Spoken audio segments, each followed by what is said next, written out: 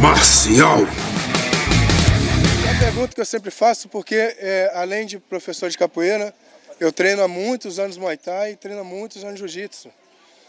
E aí, nesse tempo que foi a pandemia, eu fiquei sem conseguir dar aula de capoeira. E quando eu retornei para dar aula de capoeira, na academia me foi perguntado qual vai ser o valor que você vai colocar pela sua aula. E aí eu perguntei qual é o valor do Muay Thai. E a moça falou 120, então eu falei, vai ser 120 também a capoeira?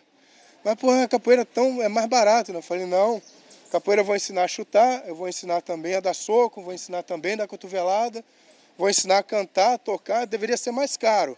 Mas por eu gostar da academia, vai ser o mesmo valor do Muay Thai. Só que isso é, infelizmente, remanescente em todos os lugares que eu vou, a capoeira sempre é mais barata.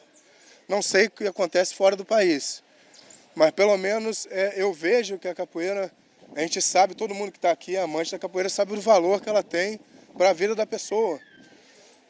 Se hoje não existisse projeto de capoeira em escolas, como a capoeira ia sobreviver com esse valor? Porque ninguém vive dando aula por R$30, R$40, não sobrevive. Não tem como sobreviver.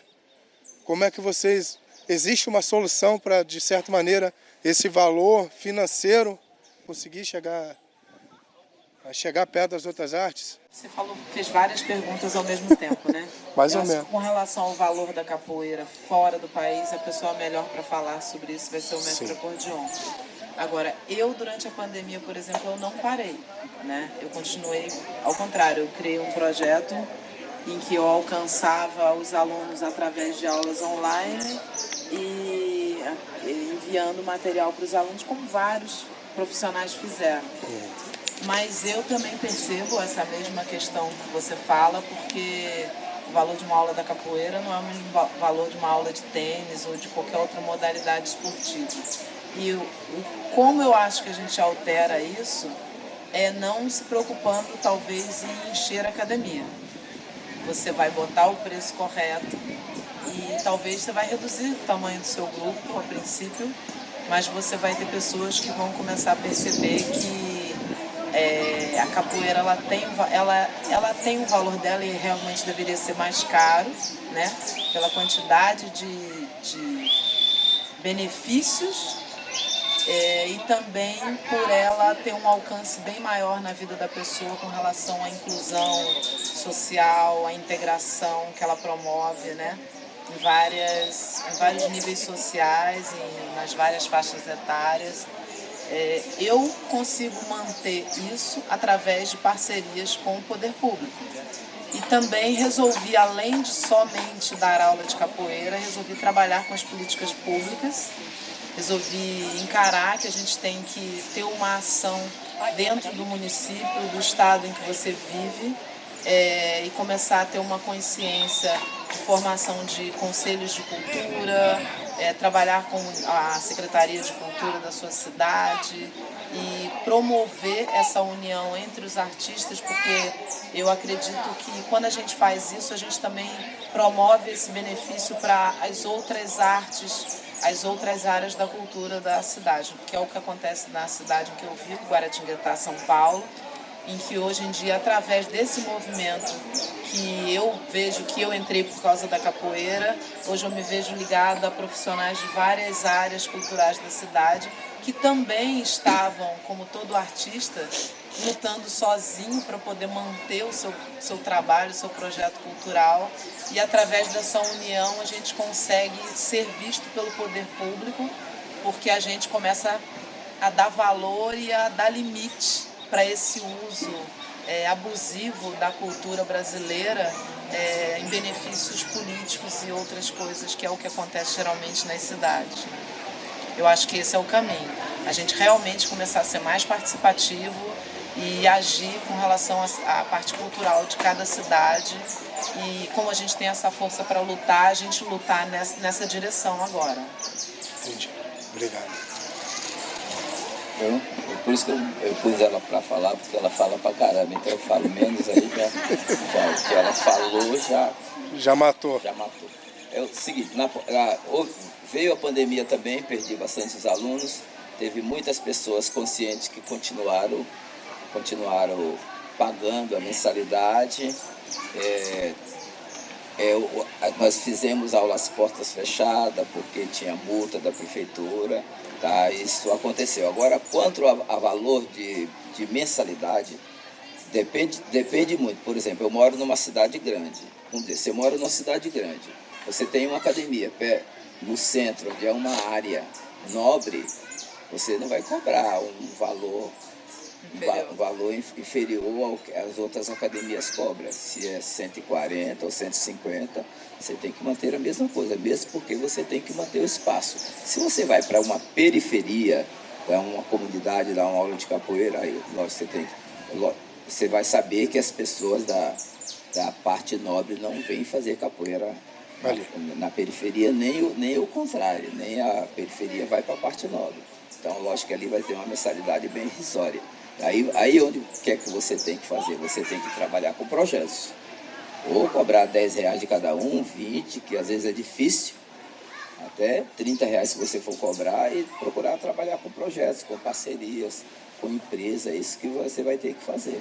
Tá? E outra coisa que eu vejo é que muitos capoeiristas, mesmo trabalhando em bairros normais, que não é nobre, mas que também não é pobre, baixa renda, mas que eles se desvalorizam, entendeu? Eles cobram um valor irrisório que nem eles mesmos se sustentam. Eu vejo isso pela minha cidade. Não tem pessoas que cobram um valor, cobram para cobrar, depois não dá para continuar, não dá para suprir o trabalho deles, tem que fazer outro trabalho. Então isso depende muito do capoeirista, como a visão do capoeirista. Então o que precisa? Precisa de muitas coisas na capoeira, como trabalhar o capoeirista. Tá? Eu digo que o camarada às vezes ele não tem uma condição, ele aprendeu capoeira, mas ele não teve uma condição legal, uma formação. Então, um lugar que ele vai ter é na academia. Então, o camarada que dá aula vai ter que ser uma pessoa que tenha visão de estar orientando, que não é só a prática em si de chutar. É aquilo que você falou, é o canto, entendeu? É o tocar um instrumento, é saber se comportar, saber ir num evento de uma pessoa. Então é todo um trabalho educacional que se faz dentro da capoeira, e isso precisa ser valorizado, que eu vejo que é mais valorizado fora, às vezes, do país do que dentro do país. Então essa é uma das coisas que tem que fazer. O poder público teria que ver mais isso aí, entendeu? Porque, bom, a gente sabe que o poder público brasileiro não está nem aí para isso aí. Tá? Então esse é um trabalho que deve ser feito sempre. E o capoeirista faz um trabalho, muitas coisas de história do Brasil se aprende na capoeira, entendeu? Todas essas histórias sobre zumbi, sobre bimba, pastinha, se aprende tudo na capoeira quando não se aprende na escola, que deveria ter esse programa na escola. Eu digo que muita gente no Brasil não conhece, a maioria do brasileiro não conhece capoeira, sabe que existe capoeira. E muitos eu conheço, tenho testemunha de um pai que não deixava a filha treinar capoeira na minha cidade de jeito nenhum. Coisa de negro, coisa de malandro.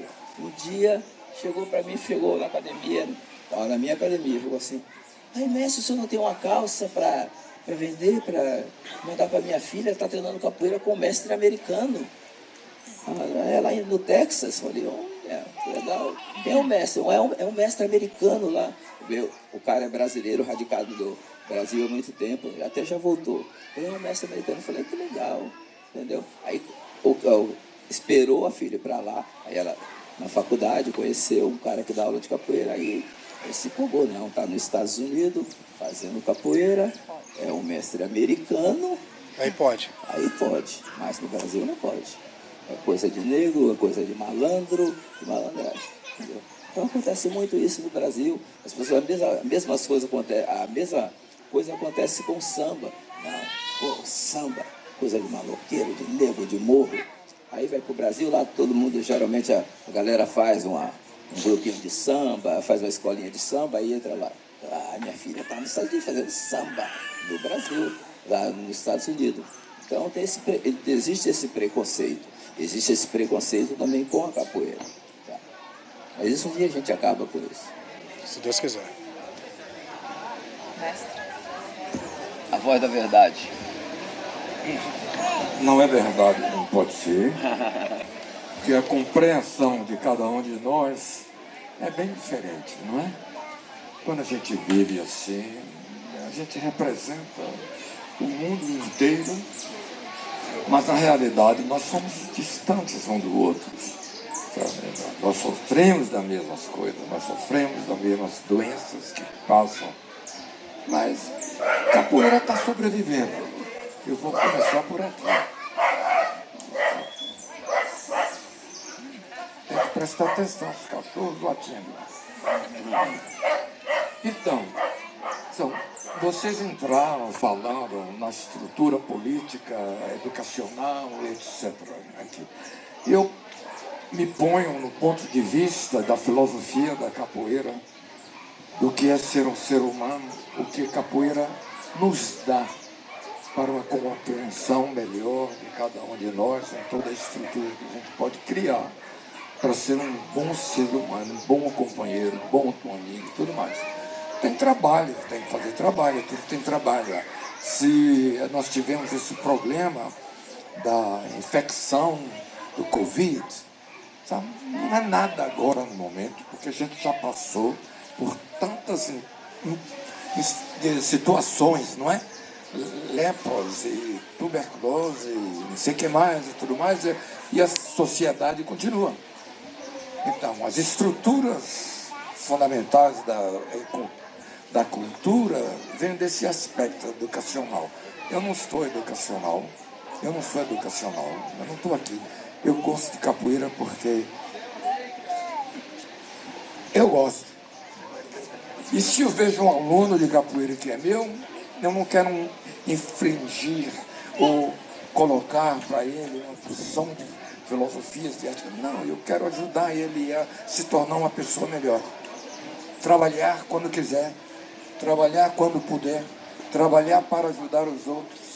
Eu não faço isso, eu entendo ver capoeira como uma arte, porque a capoeira não existe. O que existe são as pessoas que praticam capoeira.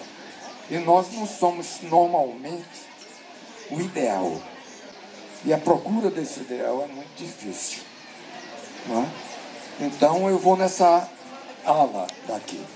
Se você me chamar, vamos para a escola, você vai criar aí um trabalho de capoeira. Eu não vou criar um trabalho de capoeira, talvez eu vá criar uma música, talvez eu vá encontrar uma criança que estava na rua e eu pegar e fazer capoeira. Então, tudo certo. Universalmente, nós andamos em conjunto. Então, o que eu gostaria que todos nós, em geral, entendesse que nós temos riquezas aqui no Brasil que a gente não usa. E a pessoa fala comigo aqui assim, e como é lá nos Estados Unidos, lá tem assim, assado, não sei onde. Eu já tenho lá, 50, 60, 70 países que passei. Eu não achei nada melhor do que o Brasil, porém nada pior. Eu vi seres humanos passando para lá e para cá, com sequelas, com dificuldades, com agilidade, com bondade.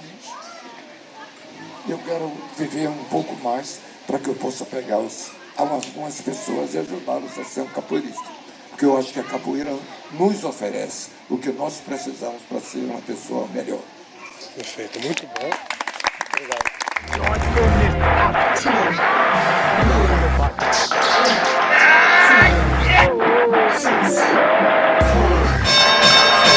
Grito marcial.